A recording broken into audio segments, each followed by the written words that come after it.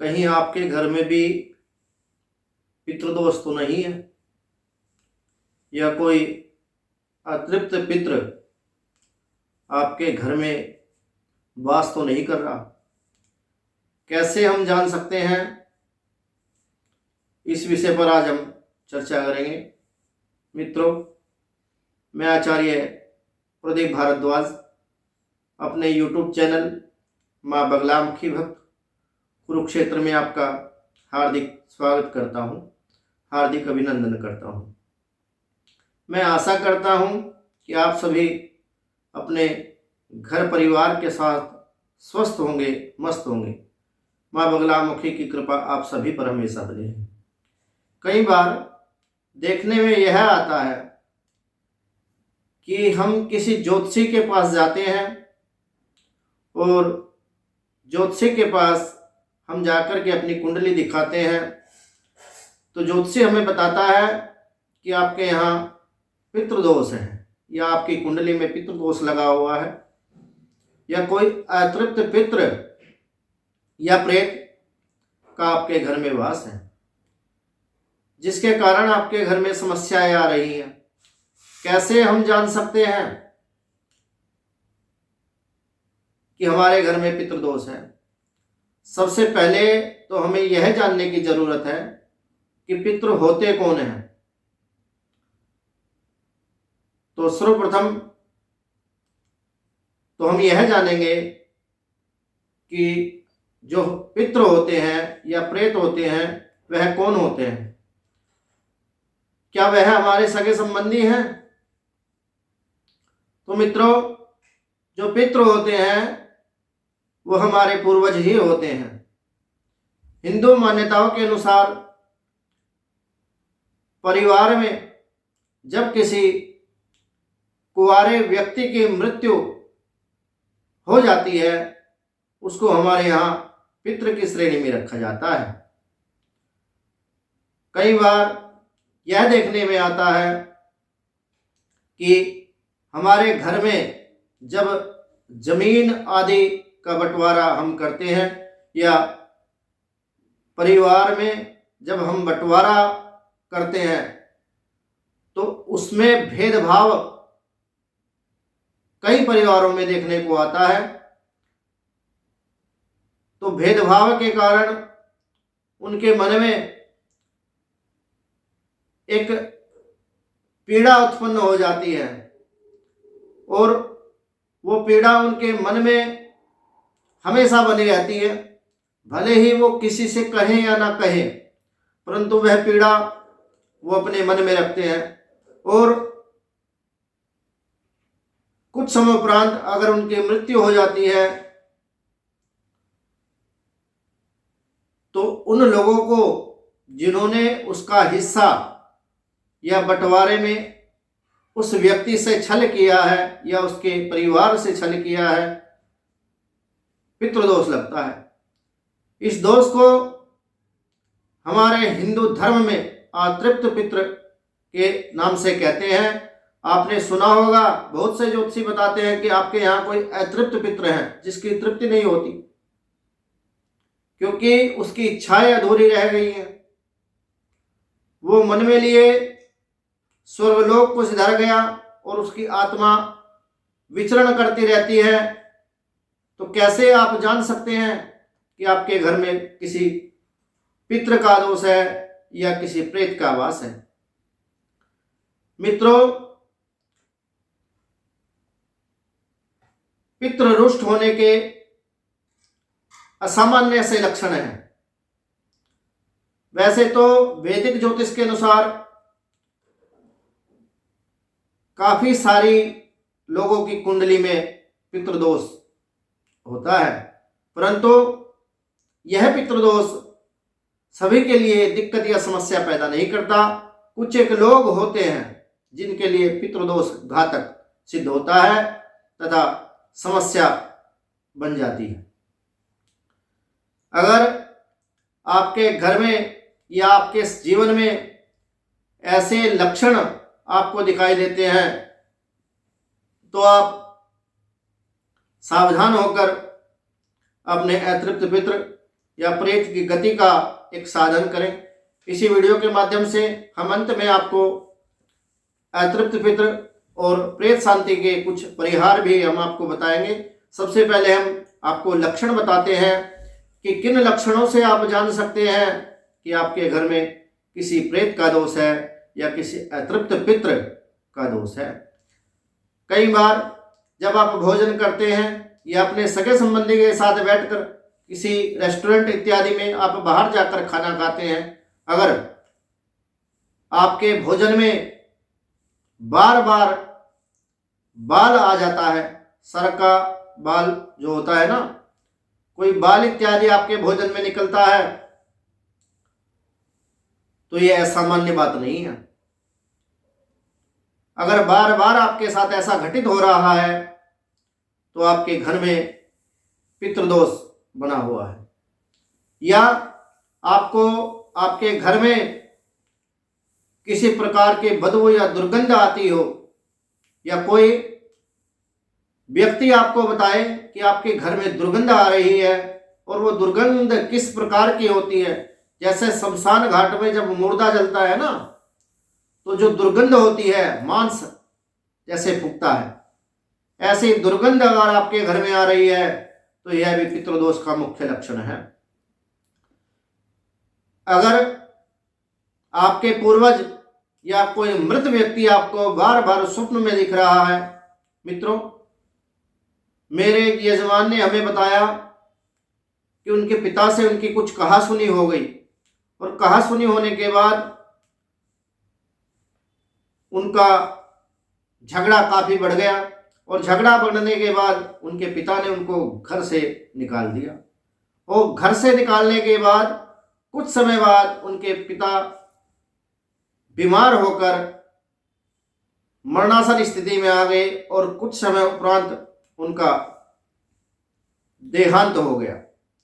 देहांत होने के बाद और्धदेहिक क्रिया उनके अन्य पुत्र ने की, और क्रिया करने के बाद वह यजमान हमें कहता है कि उसके पिता उसको स्वप्न में देखते हैं और उससे स्वप्न में भी झगड़ा कर रहे हैं। यह भी अगर आपके साथ कोई पूर्वज आपके या कोई मृत व्यक्ति आपको बार बार स्वप्न में दिखता है, यह भी असामान्य बात तो नहीं है, यह भी पितृदोष का एक मुख्य लक्षण है। अतृप्त पितृ की स्थिति में ऐसा आपके साथ घटित होता है। अगर आपके घर में शुभ कार्यों में बार बार अड़चने आ जाती है, आप किसी शुभ कार्य अपने घर में करने की सोचते हैं, या तो वह कार्य हो ही नहीं पाता, या फिर आप सोचते सोचते ही रह जाते हैं, उस कार्य को आप कर ही नहीं पाते, या फिर आप उस कार्य को कर भी लेते हैं परंतु उसमें लड़ाई झगड़ा हो जाता है। आप किसी जन्मदिन इत्यादि का अपने घर में प्रोग्राम करते हैं, या कोई पूजा पाठ या कोई जागरण इत्यादि का प्रोग्राम आप अगर अपने घर में करते हैं, और उसमें कोई लड़ाई इत्यादि या कोई विघ्न बाधा के बिना अगर आपका कोई भी कार्य संपन्न नहीं होता, आपके घर में खुशी नहीं आ पाती, तो यह भी पितृदोष का एक लक्षण बताया गया है। घर के किसी भी सदस्य का अगर कुंवारा रहना, घर में अगर आपके बच्चे, आपका बेटा या बेटी युवा अवस्था में है और विवाह योग्य स्थिति उनकी बनी हुई है, परंतु चाह करके भी आपकी लाख कोशिशों के बावजूद भी अगर उन लोगों का रिश्ता नहीं हो पा रहा, विवाह की स्थिति नहीं बन पा रही, या फिर रिश्ते वाले ही नहीं आ पा रहे, या फिर ऐसा होता है कि रिश्ते वाले बहुत आते हैं परंतु संबंध ही नहीं जुड़ पा रहा, तो यह पितृदोष का एक मुख्य लक्षण है कि आपके परिवार में जो सदस्य है, बच्चा आपका अगर कोई बेटा या बेटी है तो उनका कुंवारा रहना भी पितृदोष का एक मुख्य लक्षण है। आपके वंश के वृद्धि ना हो पाना, अगर आपके कुल में आपके बेटे या बेटी का विवाह हुए कई वर्ष हो गए और बार बार उनको प्रयासों के बावजूद भी उनको संतान की उत्पत्ति नहीं हो पा रही, या फिर गर्भ ठहरने के बावजूद भी उनको गर्भपात की स्थिति अगर हो जाती है, बार बार अगर मिसगैरेज हो जाता है, तो पितृदोष या प्रेत दोष का यह मुख्य लक्षण है। आपको सावधान रहने की आवश्यकता है तथा इस पितृदोष से मुक्ति का उपाय आपको अवश्य कर लेना चाहिए, नहीं तो आपके वंश की वृद्धि नहीं हो पाएगी, आपका वंश की वृद्धि रुक जाएगी। अगर आप डॉक्टरों के पास जाते हैं, मेडिकल साइंस में दोनों पति और पत्नी ठीक है, रिपोर्ट नॉर्मल है, रिपोर्ट नॉर्मल आने के बावजूद भी अगर गर्भ स्थिर नहीं हो रहा, यह भी पितृदोष का एक बहुत बड़ा मुख्य लक्षण है। आपको पितृदोष का उपाय कर लेना चाहिए। यदि आपके जीवन में मकान जमीन खरीद फरोख्त में दिक्कतें आ रही हैं, आप कोई मकान बेचना चाहते हैं, आपका मकान नहीं बिक पा रहा, या कोई भूमि भवन आप बेचना चाहते हैं, नहीं बिक पा रहा, या फिर आप यह सोचते हैं कि आपका मकान बन जाए और लाख कोशिशों के बावजूद भी, आपके पास पैसा होने के बावजूद भी अगर आप मकान नहीं बना पा रहे, यह पितृदोष का एक मुख्य लक्षण है। आपको पितृदोष का उपाय अवश्य कर लेना चाहिए। या फिर आपके घर में संतान ना हो पाना, वंश की वृद्धि रुक जाना, यह पितृदोष का एक मुख्य कारण है। मित्रों, मैं आचार्य प्रदीप भारद्वाज, अगर मेरे द्वारा दी गई जानकारी आपको अच्छी लगी हो तो मैं आपसे हाथ जोड़कर निवेदन करता हूं कि मेरे YouTube चैनल मां बगलामुखी भक्त कुरुक्षेत्र को आप सब्सक्राइब करें। अगर आप हमारे चैनल को सब्सक्राइब करेंगे तथा बेल आइकन ऑन रखें ताकि मेरी नई वीडियो का नोटिफिकेशन आपको प्राप्त हो सके, तो इससे हमारा हौसला बढ़ता है। हमें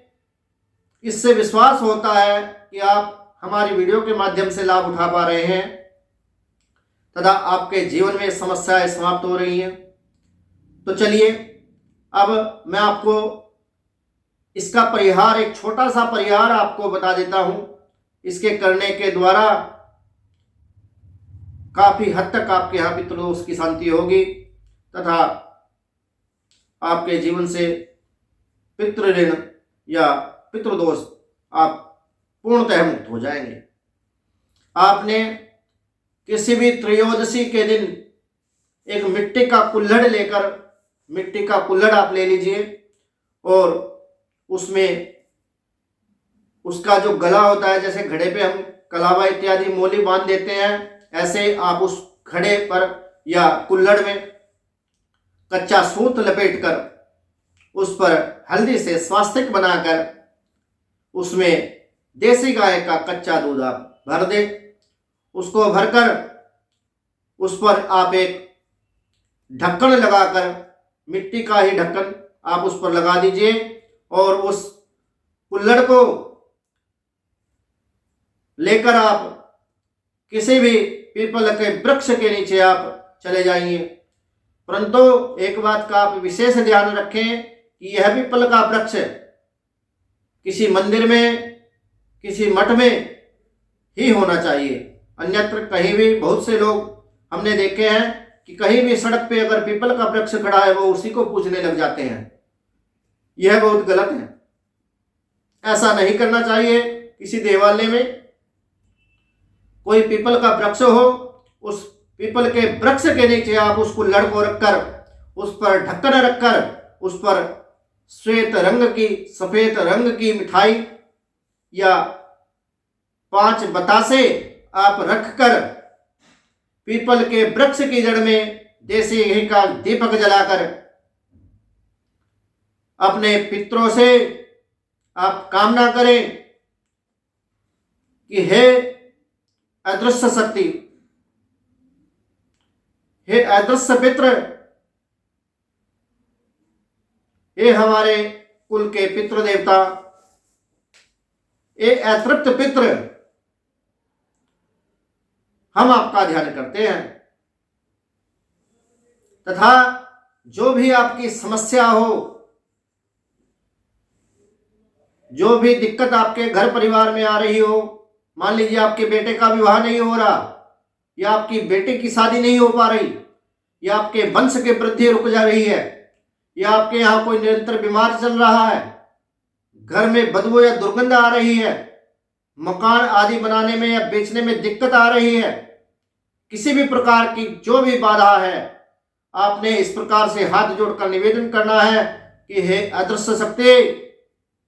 हे अतृप्त पितृ, हे हमारे कुल के देवताओं पितरों, हम आपका ध्यान करते हैं। हमारे जीवन में यह फला फला बाधा है,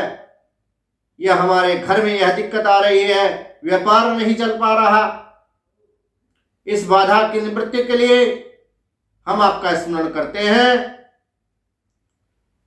हमारे घर में सुख शांति दीजिए तथा हमारी कामनाओं को पूर्ण कीजिए। और जैसे ही हमारी कामना पूर्ण हो जाती है, कामना पूर्ण होने के पश्चात आपका जो भाग, जो हिस्सा बनेगा, वह हम आपको भेंट देंगे या अर्पित कर देंगे, या आप यह भी कह सकते हैं कि हम आपकी सदगति के लिए त्रिपिंडी श्राद्ध किसी भी तीर्थ स्थल पर हम करेंगे, जैसे पेवा आदि या हरिद्वार नारायणी शिला पे अपने पितरों की सदगति के लिए जो लोग त्रिपिंडी श्राद्ध करते हैं, अक्षय कोटि पुण्य उन लोगों को प्राप्त होता है। उनके पितृ शुद्ध होकर, पवित्र होकर भगवान विष्णु के वैकुंठ धाम में विवास करते हैं। अपने पितरों की सदगति के लिए, उनकी शांति के लिए जो लोग अपने पितरों के लिए तर्पण इत्यादि करते हैं या पिंडदान इत्यादि करके अपने पितरों की प्रसन्नता के लिए धार्मिक पुण्य कर्म करते हैं, या किसी ब्राह्मण के द्वारा त्रिपिंडी श्राद्ध इत्यादि करके अपने पितरों की सदगति का मार्ग चुनते हैं, उन लोगों को स्वर्ग की प्राप्ति होती है तथा उनके पूर्वज प्रसन्न होकर उनके सकल कष्टों का निवारण कर देते हैं। मित्रों, मेरे द्वारा दी गई जानकारी अगर आपको अच्छी लगी हो तो मेरे YouTube चैनल मां बगलामुखी भक्त कुरुक्षेत्र को आप सब्सक्राइब करें, बेल आइकन ऑन रखें, ताकि मेरे द्वारा दी गई न्यू वीडियो का नोटिफिकेशन आपको पुनः प्राप्त हो सके। इसी मनोकामना के साथ जय मां बगलामुखी, श्री बगलामुखी सर्वदा सहाय।